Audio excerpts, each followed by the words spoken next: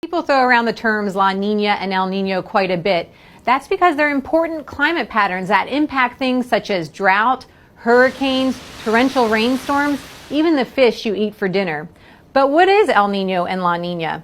We'll try to explain. First, El Nino roughly translates to little boy or a child, and it was named by South American fishermen who identified a change in the water temperatures and the types of fish they caught periodically with this temperature change.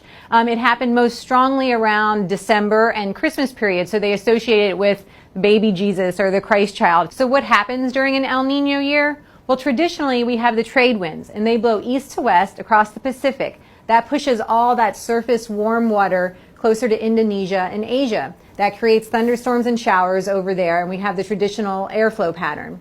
When the trade winds slack off, all of that warm water pulls back towards the equatorial Pacific and piles up along South America. That shifts the rainstorm patterns again. We have thunderstorms, and it affects the upper air patterns.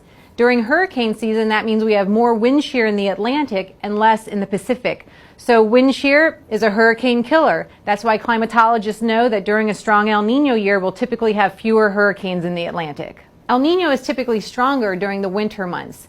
The warmer Pacific waters pump energy up into the subtropical jet stream, and that changes its pattern. What it means for Florida is more storms, cloudiness, and more rainfall. That played out perfectly in 2015-2016. First, we had a super strong El Nino. We called it the Godzilla El Nino. 2015 marked the 10th year that Florida escaped a hurricane landfall. And during the winter, we had such torrential rainfall in January that it filled up Lake Okeechobee. The water managers had to send that extra water out the Caloosahatchee and St. Lucie estuaries. And what that did was help create a harmful algae bloom that summer.